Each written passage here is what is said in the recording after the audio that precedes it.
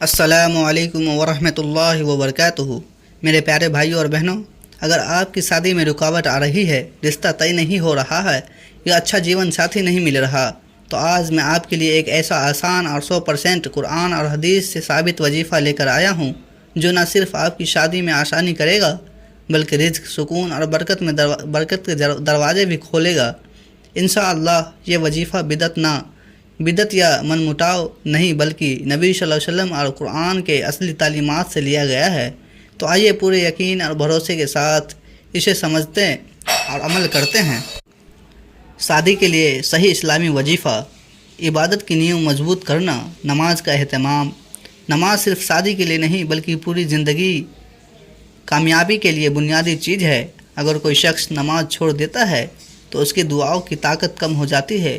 اللہ تعالیٰ نے قرآن میں حکم دیا اور نماز قائم کرو، زکوٰۃ ادا کرو اور اللہ پر پورا بھروسہ رکھو۔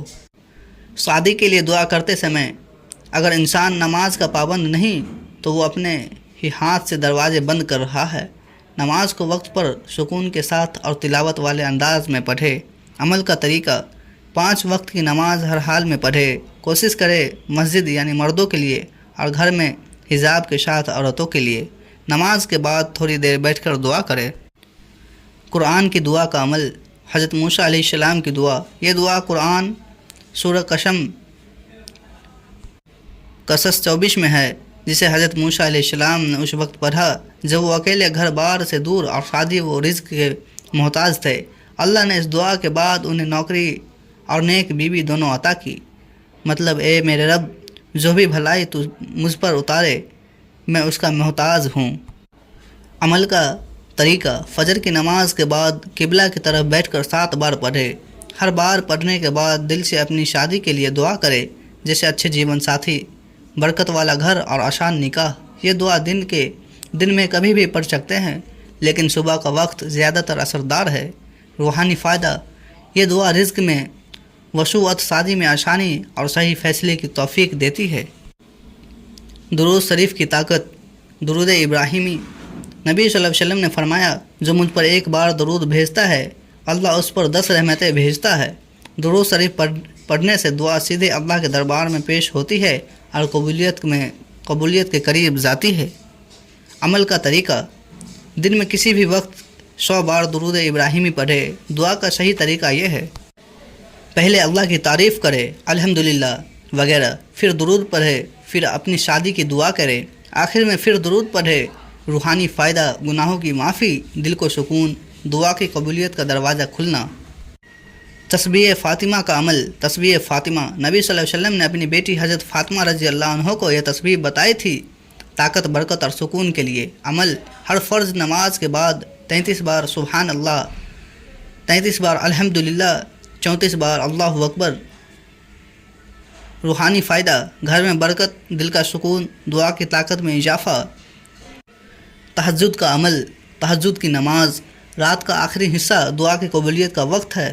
نبی صلی اللہ علیہ وسلم نے فرمایا کہ اللہ ہر رات آخری حصے میں آسمان دنیا پر آتا ہے اور پکارتا ہے، کون ہے جو مجھ سے مانگے میں اسے دوں۔ شادی کی دعا کے لیے تہجد سب سے اثردار نماز ہے۔ عمل کا طریقہ: سونے کے بعد اٹھ کر 2 یا 4 رکعت نفل نماز پڑھے، سجدے میں لمبا وقت گزارے اور دعا کرے۔ روحانی فائدہ: دل کی روشنی، گناہوں کی معافی، شادی اور رزق میں آسانی۔ خاص روحانی باتیں: نمبر 1، حرام سے بچے، غیر محرم سے، ناجائز بات چیت، حرام کمائی اور گناہ شادی میں رکاوٹ بنتے ہیں۔ نمبر 2، ماں باپ کی دعا، ان کی دل سے نکلی دعا بہت اثر کرتی ہے، خاص کر شادی کے معاملے میں۔ نمبر 3، صدقہ، تھوڑا سا بھی ہو ہفتے میں 1 بار دیں۔ نبی صلی اللہ علیہ وسلم نے فرمایا، صدقہ گناہوں کو ایسے بجھا دیتا ہے جیسے پانی آگ کو بجھا دیتا ہے۔ نمبر 4، صبر اور یقین، دعا میں جلد بازی نہ کرے، اللہ سب سے اچھا وقت طے کرتا ہے۔ میرے پیارے بھائیوں اور بہنوں، شادی صرف 2 انسانوں کا ملنا نہیں بلکہ ایک پاک رشتے کی شروعات ہے جس میں اللہ کی رحمت اور برکت شامل ہوتی ہے۔ اگر آپ اس وظیفے کو ایمان، صبر اور یقین کے ساتھ کریں گے تو انشاءاللہ اللہ آپ کے لیے سب سے اچھا اور نیک جیون ساتھی چن دے گا۔ یاد رکھیں، دعا کے ساتھ عمل بھی ضروری ہے اور اللہ پر بھروسہ سب سے بڑی طاقت ہے۔ اللہ ہم سب کی حلال اور برکت والی شادی آسان کر۔ آمین یا رب العالمین۔ تو ناظرین ملتے ہیں کل اگلی ویڈیو کے ساتھ، تب تک کے لیے السلام علیکم ورحمۃ اللہ وبرکاتہ۔ خدا حافظ۔